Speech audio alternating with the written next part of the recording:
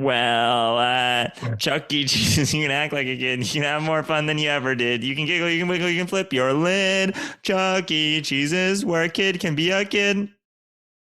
I bring thine child down to mine house for it to be the most wonderful house. 'Tis a place where even a mouse could have some fun. That was awesome. Oh, wow.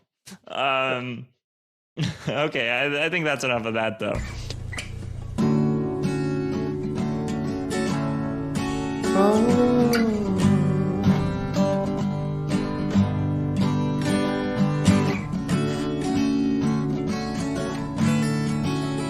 Hello, and welcome to another episode of Muprov Musings.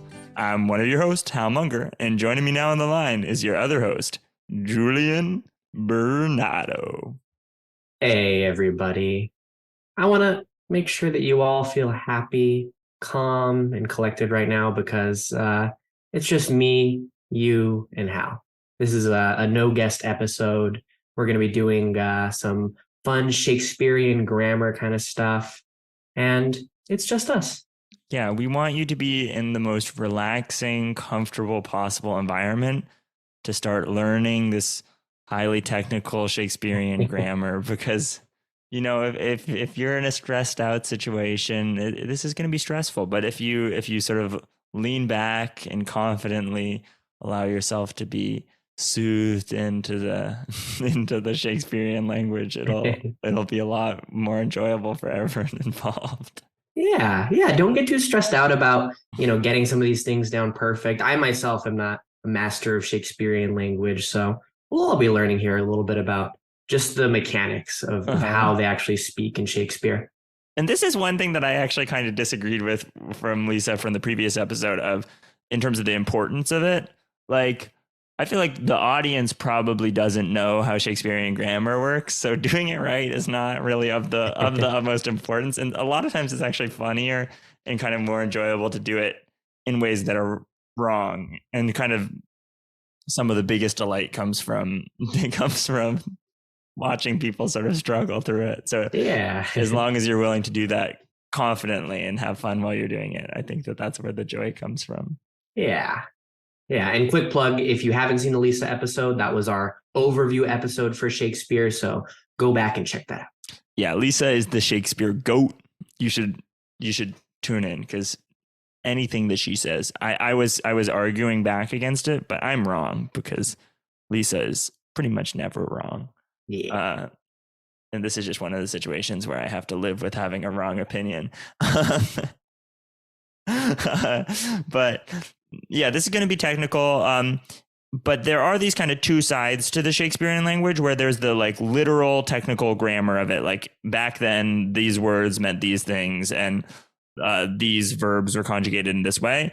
And then there's the manner in which people spoke, which is much more of like using extended emotional metaphors and turning out to face the audience and saying their internal thoughts and saying things in a way more complicated way than you needed to about like, saying the and we're kind of going to get into all of this, but I think universally you could ignore all of the Shakespearean grammar and still talk in a way that sounded very Shakespearean in modern English. And we're going to be trying to get you both sides of those coins today and just take whatever you like. How do you feel about it, Julian? I would like to be very good at the like the nitty gritty Elizabethan grammar, but I don't think I'm that good at it. But I feel like I am like willing to commit hard about the more emotional stuff and the parts of Shakespearean language that don't require extensive knowledge of the grammar. So I'm looking forward to learning a little bit more about the nitty gritty here. Yeah, this is gonna be fun. It's gonna be fun. It's gonna be fun. Relax. But the point is, operate like in practice. You want to operate slightly beyond your level of comfort, but not so far beyond that it's paralyzing. And then in a show, you want to operate wherever you are.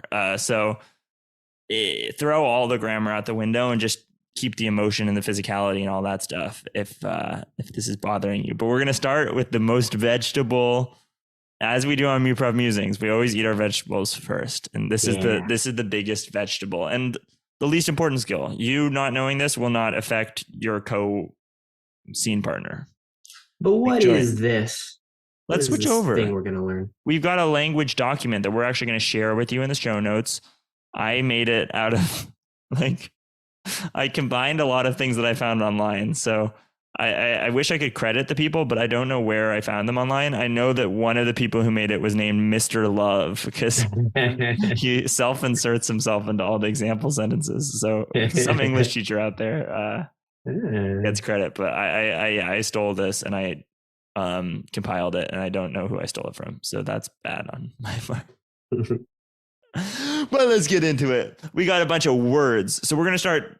These are just words. They meant different things than they do now. And you can just pepper these in. You don't need to know all of them. Just a little spicy seasoning for your Shakespearean sandwich. What's the first word, Julian? Ado. What does it mean? It means fuss. You might know the Shakespeare show, Much Ado About Nothing. Much fuss about nothing. And there's more about that title. Yeah. Next up, we got anon. It means right now, right away. You could say like, anon, go do that thing. Go do that thing anon. Next, we got art, which means are or like some skill. For example, thou art dead being the first meaning, or no physician's art can save you being the second. Then there's like I and nay. I think it's pronounced I. Could be a. I don't know. But yes and no. Yes, of course you said that thing. Nay, I did not say that thing. I did. And can you do this next one? I don't really know how you would use this in a sentence. Oh, what is the next one? You say it, and then I'll bid, which means command, order, or enjoin. It would be like, oh, I bid thee explain to me how this works. Yeah, I beg. The next one is beseech. It's very similar to bid. I beseech thee, explain to me how this works. Next is countenance, which refers to your face, but particularly like the expression or mood on your face, as opposed to like the physical aspects. If you wanted to just talk about how someone's face looked, how would you say that? With visage, they both mean face, but countenance refers to the emotion on your face, and visage is more about the face itself. All right. Next up, we got dust and doth. Not to be confused with dost and doth, which is how I pronounce them for most of my life. And if you read them, that's what they'll look like. This means like does or do. So like, dost thou know that I'm going to the park today?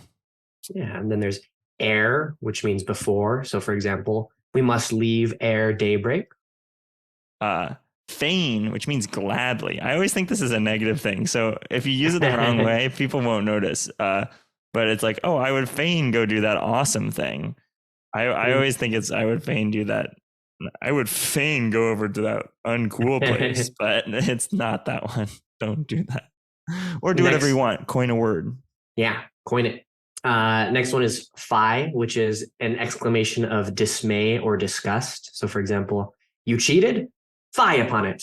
Or fie, are you mad? Forsooth, which means indeed. Forsooth, I did do that thing. Yes, I did. Forsooth. We have good morrow, which means good morning. That's pretty easy. Hark means listen. So hark, the herald angels sing. You got to listen before you hear what they have to say. Mm-hmm. Hence, which means away. So like get thee hence means get away. Or you could hie thee hence, which is like hurry. Hi, hurry. Yeah. There's hither, which is just here. So come hither, young lad. And then there's thither, which is there. Hither or thither, wherever you can take over. Okay. There's hath, which is just has. He hath killed many a man. There's ho, which is like hello, ho. There's mark, which means pay attention to. This is like commonly used today in the phrase mark my words. This is another crazy one. Marry doesn't mean what you think it does. It does mean wed, like that is a word, but also marry means indeed. So like I was gonna do this and marry, I did do that or whatever.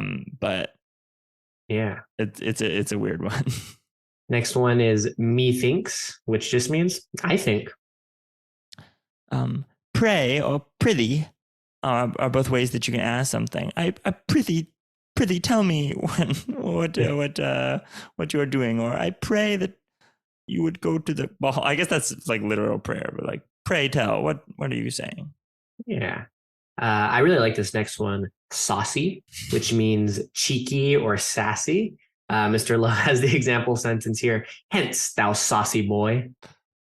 Oh, I passed up. I got to do it. When we were doing feign, the sentence for feign is I would fain bake Mr. Love cookies if I could get an A. um, the next one is Sirrah, which is a term of address used for inferiors. Like, Sirrah, bring me that letter over here. Yeah. There's Terry, Tarry, which means delay. And maybe you can use this in a sentence. Sure. Julian, are you trying to tarry by not using it yourself? Or don't tarry, Julian. You must use it yourself immediately. Oh. Verily means in truth. Yeah. Verily. We already mentioned visage, which means your physical face. So the next one is woe, which means misery, like your woes. Yeah. Woo is the same thing that we use. We still kind of every once in a while use the word woo. I might be like, oh, Julian, how did you woo that person? But yeah, so it means attract. Yeah.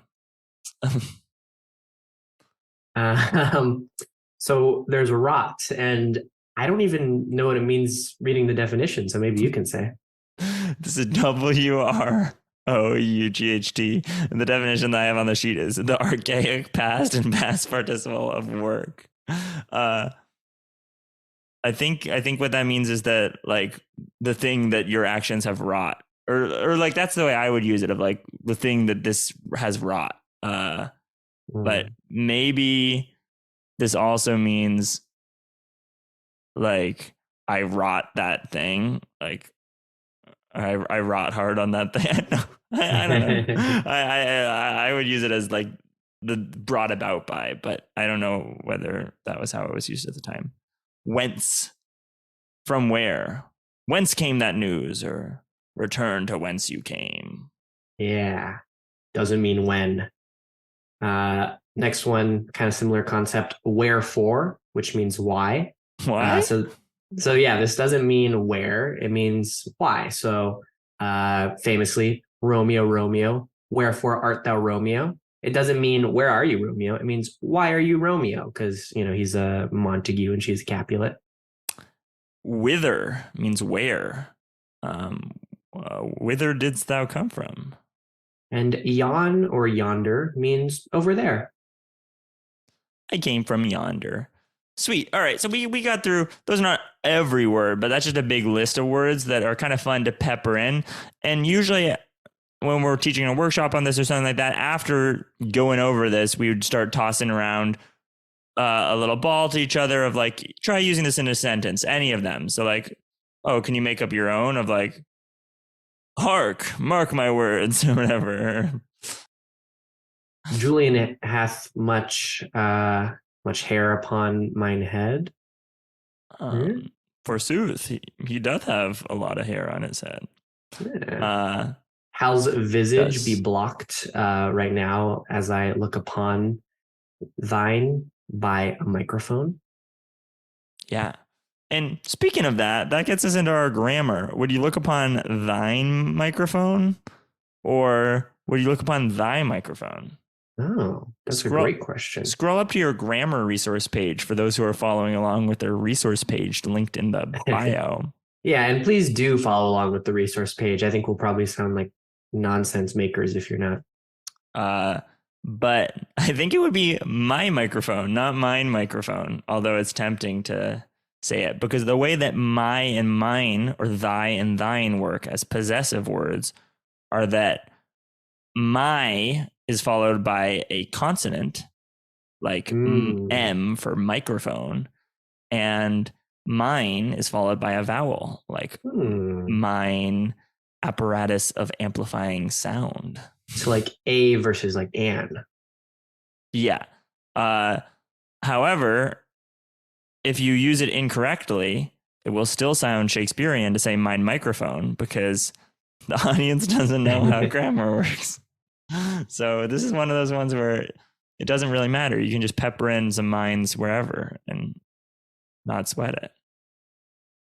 What about Julian? Do you know how verbs would conjugate across different speakers? Uh, Yeah. So this is like an I versus like a you versus like a he or a she or a they kind of concept. So if we look at the verb look, I would say I look, thou, aka you, lookst, and then he, for example, looketh. So the you tense or the you situation ends with an st. Or yeah, so second person ends with an st, and third person ends with eth. and this goes on to like pretty much any verb you can think of that isn't like, some of them are a little irregular, but if you pick a random word like I baked a cake, thou bakest cakes in your house, in thy house, or he baketh a cake. So let's practice two sentences back and forth of just like pick some silly verbs. Uh, I hath cooked a pie. Um, Wait, what? Well, fix me up, teacher, if I'm wrong. What? Oh, sorry. I thought you were using hath as the verb. You cooked. Yeah, cooked is totally fine. Yeah. Or just I cook a pie. Um, then thou flippst thy coin with such a vigorous motion. He jumpeth with glee. Uh, she eateth the apple. Thou pickest thy nose. Yeah. Pickst. Pickst. Pickst. All right. I think that's enough of that. You get the idea. And if you don't, try it yourself or show it to a friend and say, am I Keep doing looking this at right? the yeah. Keep looking at the sheet. Okay. Uh, Next up, sometimes you pronounce your EDs, and you can kind of do this whenever. So, you know, you could have a pronounced ED rather than a pronounced ED. But the reason this was done was for metrical purposes. Shakespeare was writing an iambic pentameter, and he wanted a certain number of syllables each line to have some of them sound more like pronounced, pronounced. But there is a kind of way that it actually works, which my understanding is that if you're just using your verb like normal, you do not pronounce the ed. So I punched you in the face. But if the verb is kind of modifying a noun and functioning like an adjective, then you would pronounce the ed. So you'd be like, my punched face doth sting, instead of my punched face, my punched. You want to try throwing around some of those? Is that? Yeah. Yeah. My soiled pants wet. My kicked ball did fly over the field. His salted his salted meats were very tasty. Yeah. Salted meats.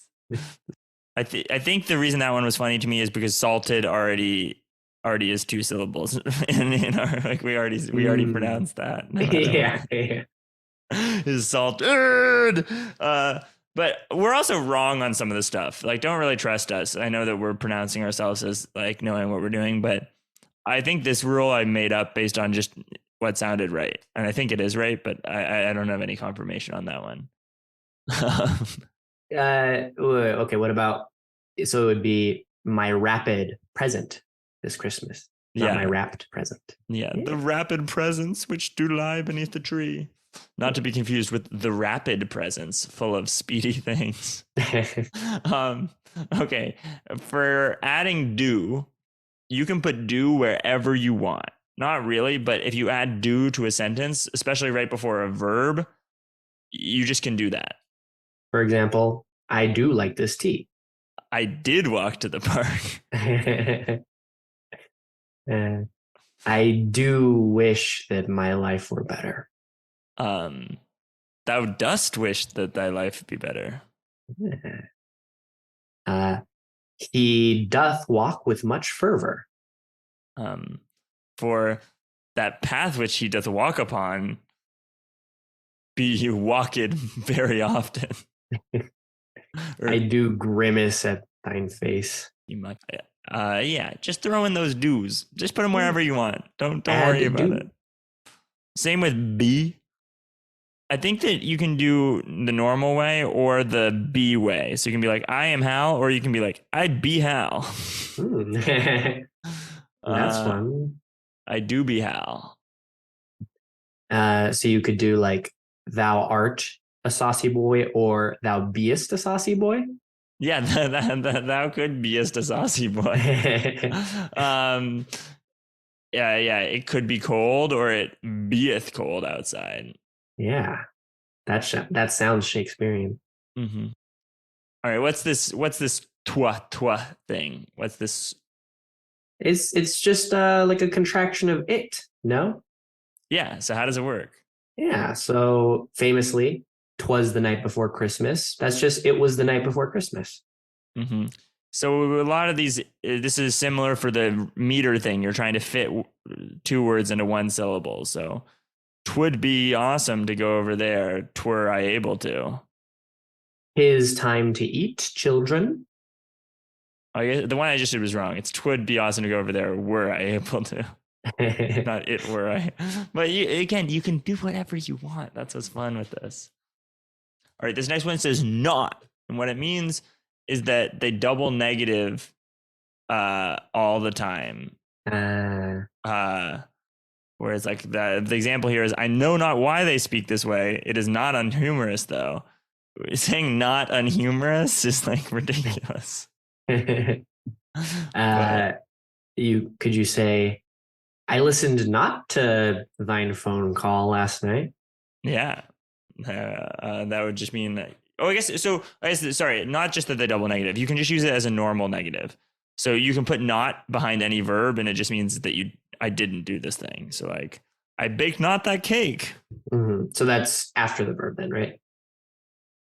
Yes, after the verb. And then here's okay. You're done with all the grimy stuff. It's gone. It's gone. It's gone. It's gone. It's gone. Forget everything you just learned. It's all irrelevant. We're about to get into the real cookie that is Shakespearean language. And that is the fact that you can put words in whatever order you want. You can make up new words whenever you want. And you can just go crazy. And the main way to not be Shakespearean is just to do it in the most boring way, which is the way that we do. Shakespeare made up words, right? That's the concept. Yeah, Shakespeare made up words all the time, but not even just making up words. It's about like the way in which you say things and order them. Like Yoda would be really good at this. Mm. If you Yoda all your sentences, you will do really well. So the algorithm is if you're really good at doing a Yoda impression, do a Yoda impression without the Yoda voice. Yeah. But let's try twisting up a sentence like this, where without getting too fancy with it at the beginning, let's take a simple sentence and look at all the different ways we can Yoda it around or twist it up. So what if it was just like I walked over to the park or something like that? What are some ways you could twist that? You could say, to the park I walked. Yeah. You could say the park was walked over to by me. And you could say, the walk to park is where I went. Yeah. Or The walked path did carry me to the park.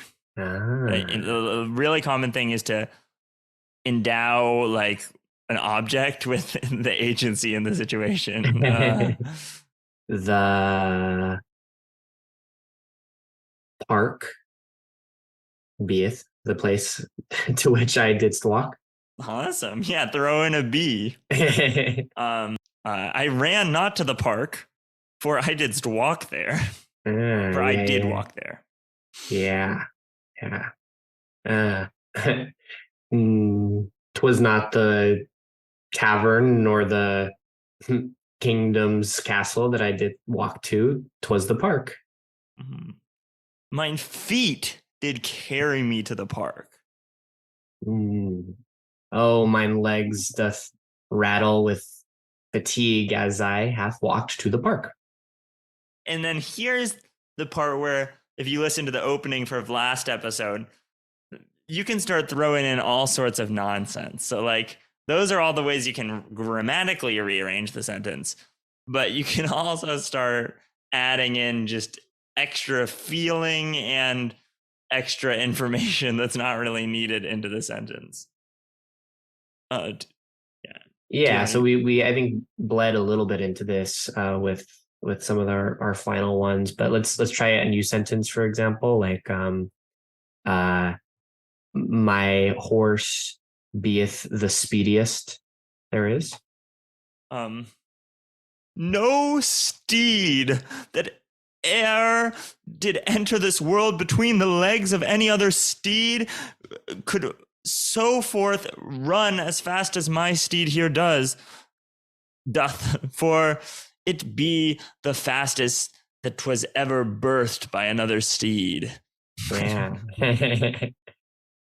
uh Tis greater than the speed with which the raindrops do fall upon this earth, the speed of mine horse doth be. Yeah. Speed be the measurement at which something moves, yet measurement itself quakes beneath the hooves of my here beast. Mine mother, mine father, mine children, and mine cousins doth scream with delight at which the speed upon which at the speed upon which I can get to their houses on mine horse, my horse. As a thunderclap doth echo after the lightning, so too do all who attempt to ride behind my steed become a distant whisper or shadow of what has run before them. You get the idea. I got too into the steed or Yes, uh, but twisting it up and making silly metaphors and going crazy, that's where the real fun of it all comes in. yeah.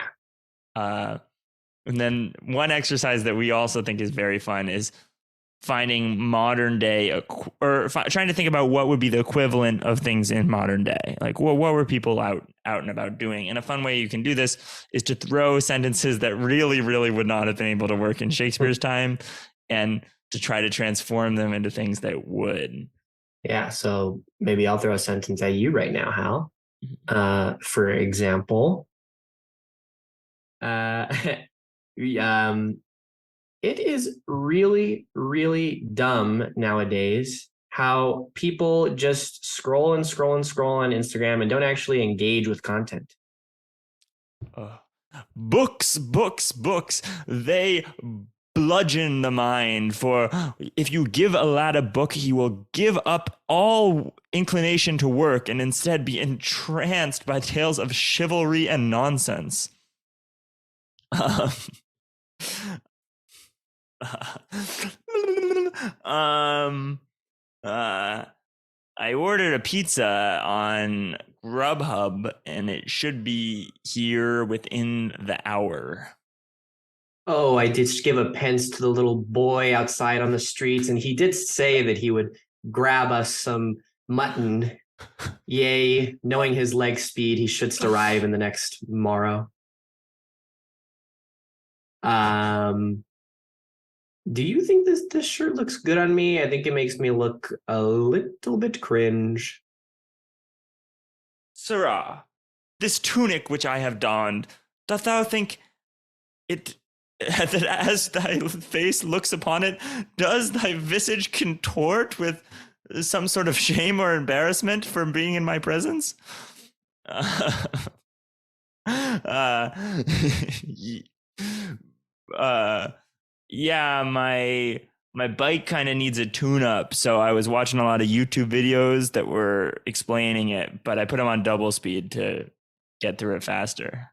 Yea, mine own carriage hath been slower than ever, and so I did go out into the market. 'Twas there that I asked many people to describe their own abilities to fix carriages, and yet they spoke slowly, and I slapped them upon their face and told them to speed up thine tongue. Yea, I hath learned much. Um, um, your hair looks frickin' sick. What kind of conditioner do you use? Hmm. The curls which adorn thy and crest thy face so enrapture me that I must inquire, how dost thou bathe? uh, okay, I think that's enough of that though. But you Yeah. get the exercise. It's fun. And it's fun to try to cook up sentences that would be really hard to Yeah. uh, transfer.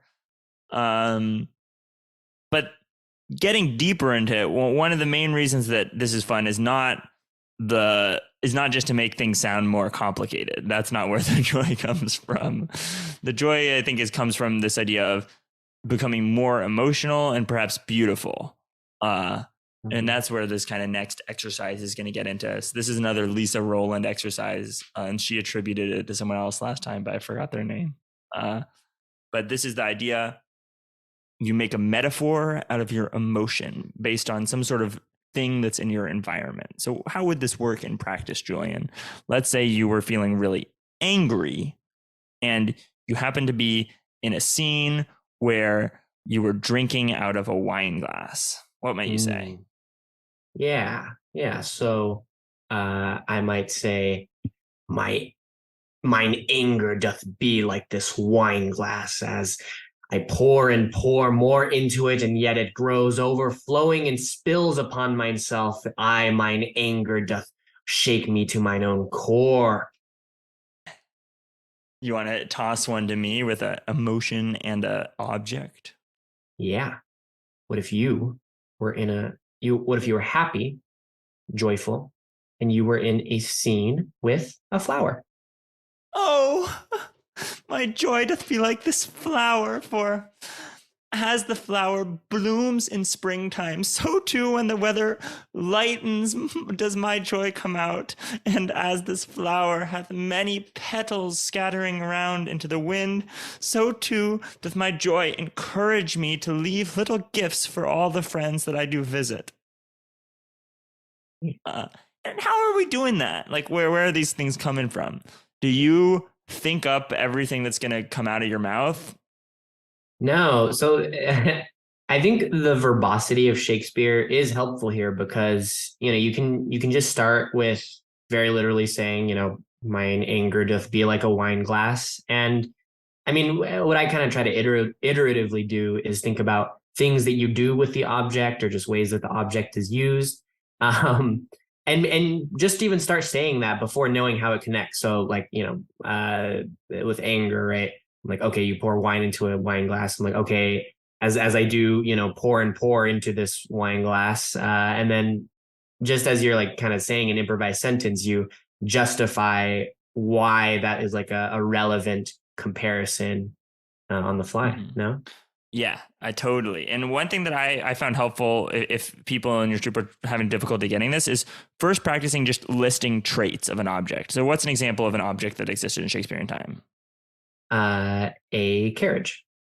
A carriage. So, the same way that a carriage is pulled by two great horses. You want Yeah. you want Or yeah, the way that carriage rattles the ground as it goes by. Um, the way that a carriage goes up and down, up and down, up and down, up and down with such repetitiveness. How carriages might be too expensive to use from time to time. Uh, the way that a carriage is uncontrollable and it contains great power within and can burst forward at sudden speeds. The way that a carriage provides you rest and comfort as you move from place to place. The way that a carriage does not know what's in front of it, and though it provides great benefit to those inside it, it might trample those who are not inside it beneath its wheels. So you get the idea of just generating qualities. And then literally any of those qualities, if you had said them, you could have found a way that literally any emotion somehow enraptured that. Yeah. Like so you can apply it to kind of any situation, but just practicing generating those qualities. And another thing that's really helpful, I think, with this exercise is to do it once and have everyone be like brain hurting about it. And then do it a second time, but take away all of the Shakespearean grammar. And say, we really want you to lean into the emotion. Maybe you start with like an oh of like whatever emotion it is. We want you to be really physical. We want you to really get into it, but no grammar is allowed. And it's a modern day object now. It's like, Julian, if your excitement was like this Google document. Ooh, my excitement is like this Google document. You know, you think that it's just the page that you see, but it gets longer and longer, and it can just fill up to any size. Wow. Awesome. You want to toss on to me? Yeah. And Hal, what would you say if your love was like a Jolly Rancher? Oh, my love is like a Jolly Rancher, because like the same way that as you suck on a Jolly Rancher, its flavor sort of like spreads out to your whole mouth. I find that the deeper that I fall into love and the more that I spend time with my partner, the more that their flavor kind of spreads to my whole life, and I start doing, things in the way that they do, and I hear someone else say something and it reminds me of them. It's just like this Jolly Rancher, this feeling. You get the idea.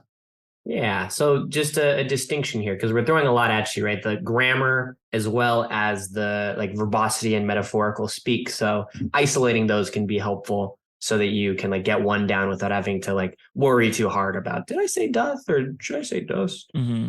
And we would go around a circle, just, and we do it a couple times. Like, oh yeah, you get this thing, you get this thing. You see, how physical can you do it? Can you like collapse to the floor and be like, oh, my despair be like this cloth? And can you be grinding your teeth and punching your knuckles and like how far can you go into that sort of physical stuff? Can you have big pauses of silence and parts where you're speaking very rapidly? Yeah. But they're not just for emotions. They're also where some of the comedy comes in, right? Yeah, totally. But you can kind of have a lot of wordplay back and forth where you guys are both competitively employing metaphors to your advantage in a scene. So one type of scene that we'll do is one person will make a metaphor and the other person will yes their metaphor, but then explain why their metaphor conjures up a very different emotion for them than the person who had made it lovingly. Yeah. Yeah, like for example, if there were two people in the scene and one person felt really good about the new horse that they got, they might describe something. You want to do it right now? You're feeling really good about your horse. Can you make your horse a metaphor for like, this horse is so good? Yeah.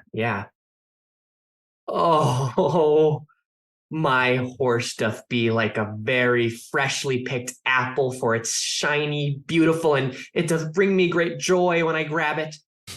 Yea, thy horse doth be like a shiny apple, for the same way that an apple has a brown stem emerging from its hole, your horse has shat upon the floor. Nay, mine horse doth be like a very freshly picked apple, but It doth be like an apple in that if I were to bring this to the market, people would spend many, many pence to get it. Mm, mayhaps, but I think like an apple, it'd be best left in the market. For an apple that be brought home doth rot and turn to mold, and so too will this horse die and waste your money if not sold immediately.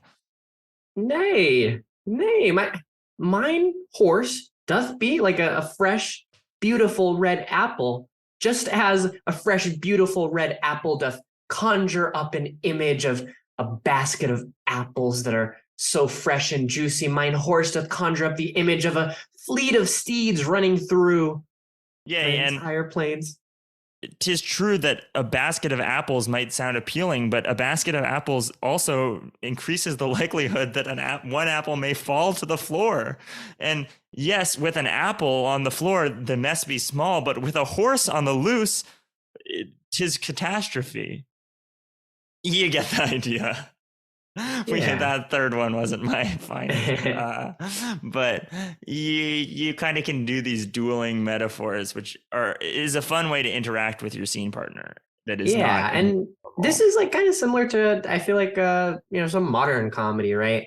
Like in sitcoms and stuff, people will make these comparisons, and then you'll get like a snarky remark from the friend about, oh yeah, it is like an apple, yum and yum and yeah. So this like this isn't super foreign. Like this is just kind of wordplay and joking around with each other. Yeah, because yeah, that's a good way. But what about the more supportive version of this, of the kind of like where you're working together to paint one image with a lot of specific parts? Yeah. So, in this last example, I love my horse, and I was trying to say it's a good thing. Hal is saying that my horse freaking sucks. But if we both feel the same way about something, then we can just ping pong it, and we're basically just both doing the same thing, where we're finding different aspects of the thing and building like a beautiful picture together. Mm-hmm. And you could also start to throw in like some like, yay, Julian, if your horse doth be an apple, what be its tail?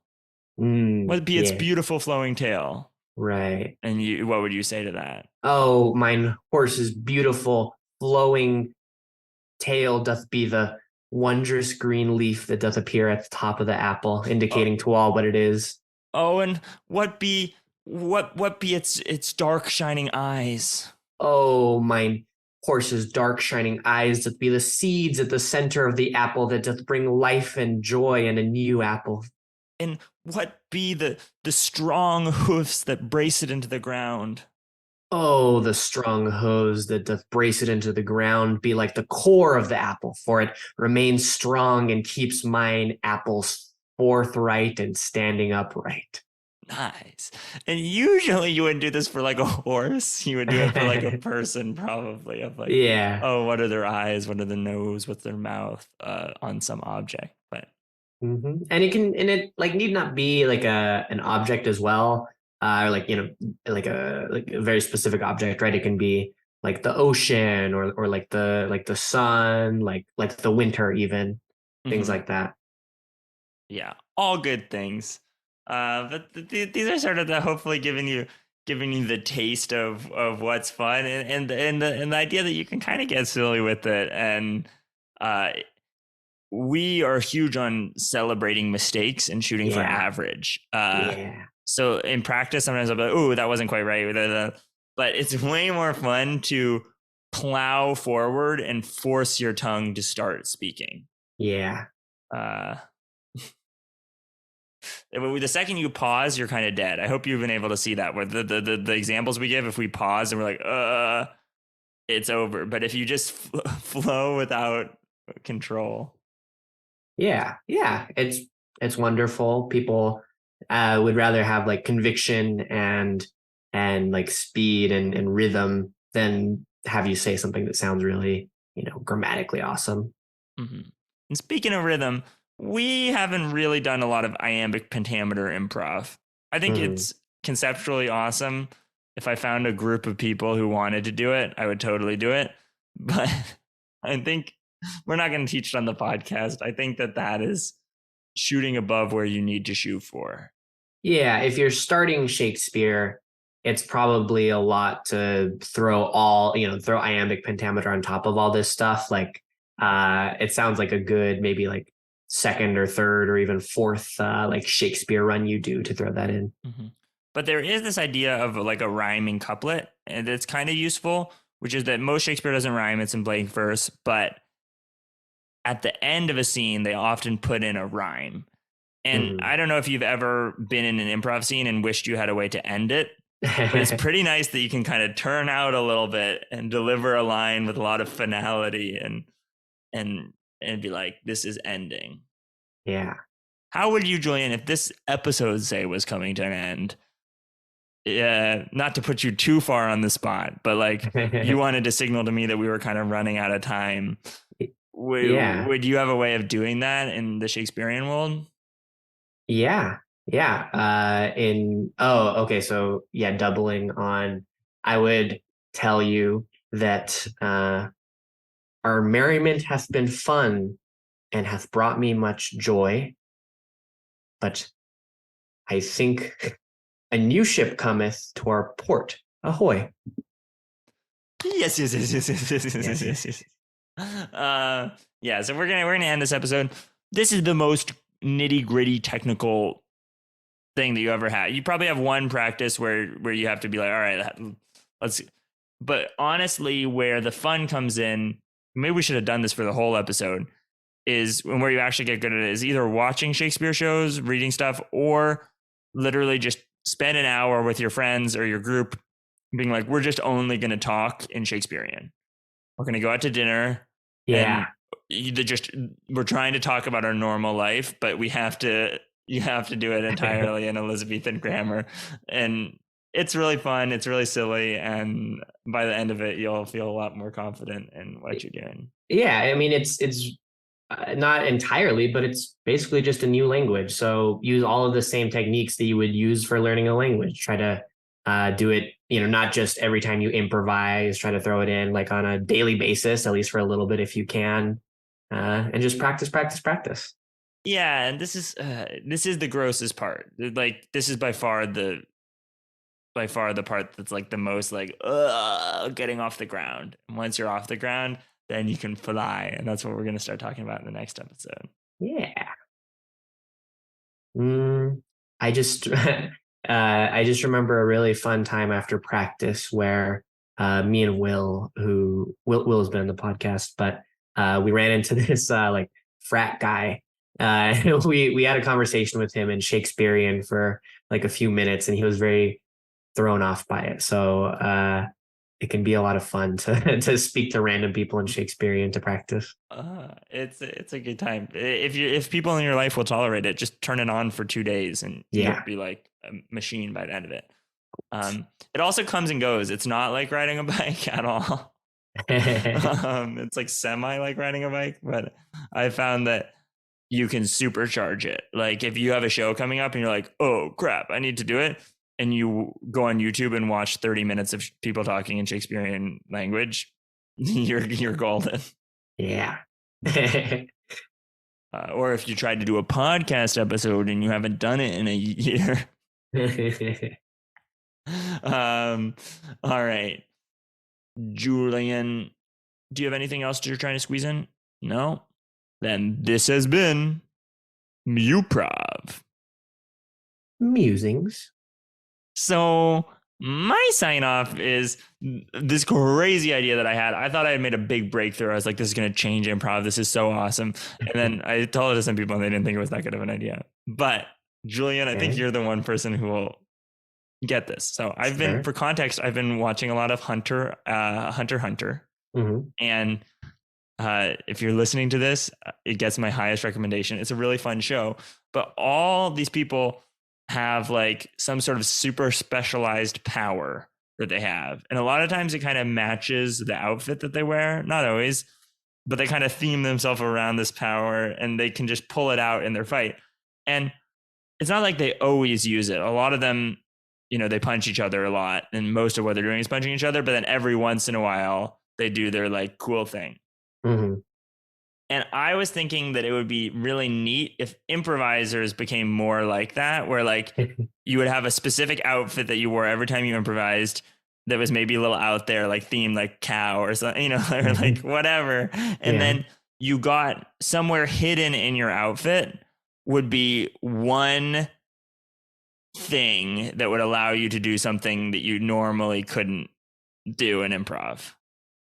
And give me an example. The one I was thinking of was I was modeling it off the bungee gum and texture surprise power Yeah. from Hunter x Hunter.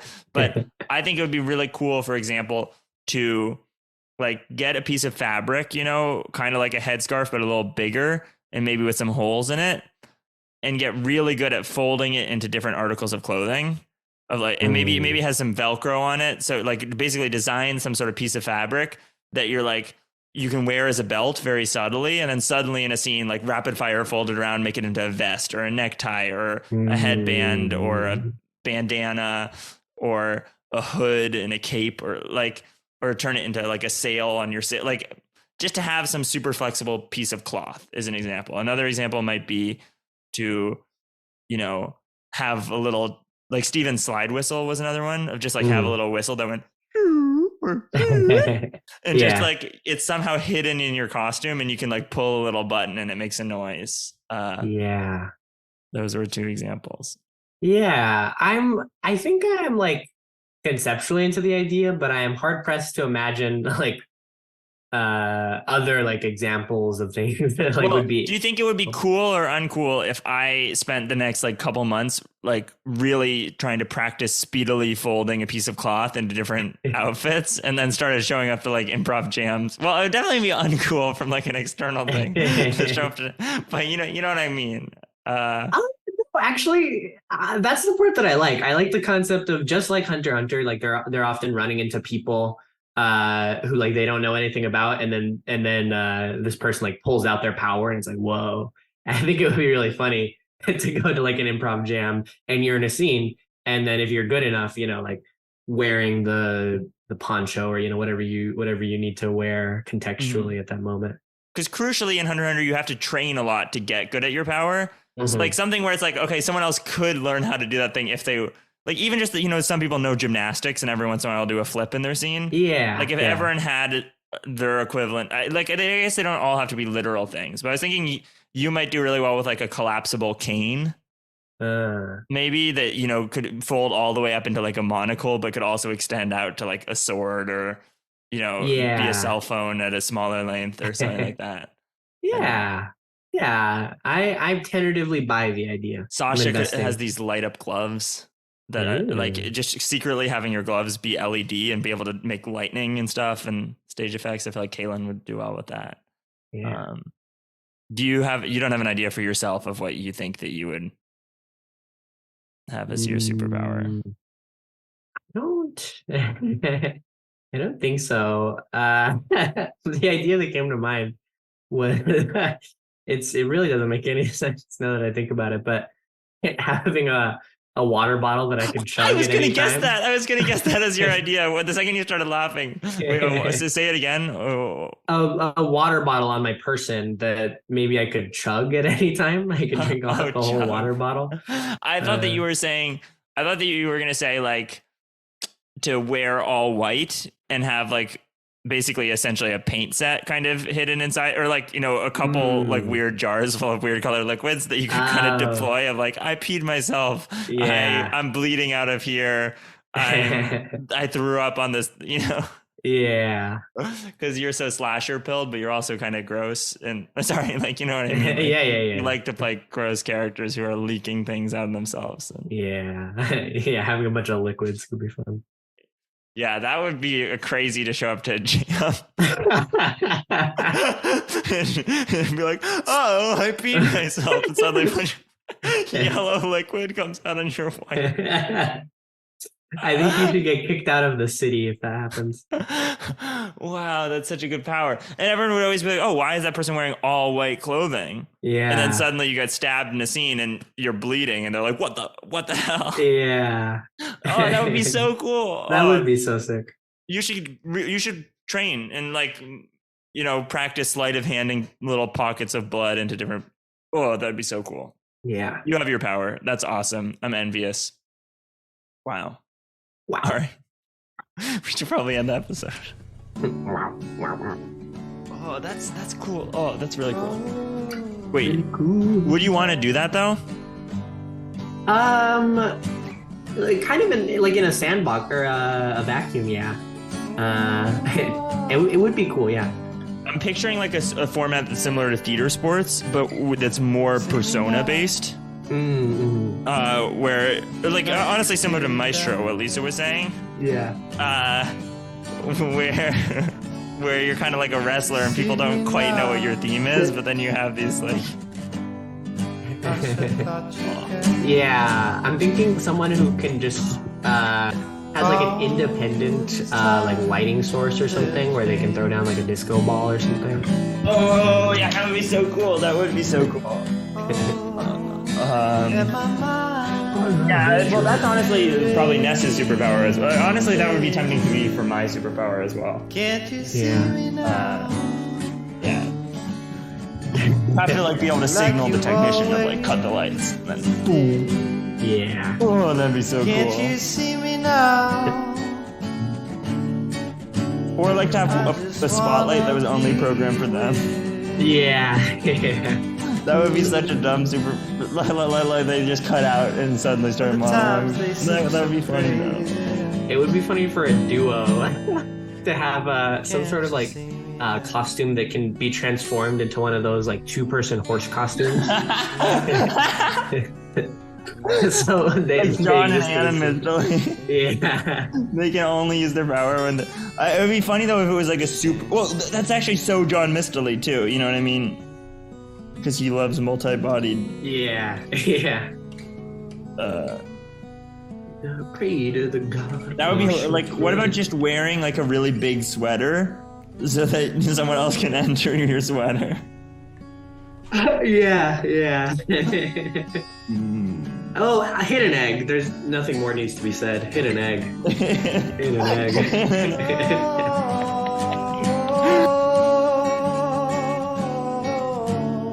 Oh, can't you see me now? Can't you see me now? Like you did back then. Can't you see me now? I remember way back when. Oh, and times they are changing. You know, things are rearranging. Can't you see me now? Can't you see me now? Everything is changing. Can't you see me now? Can't you see me now?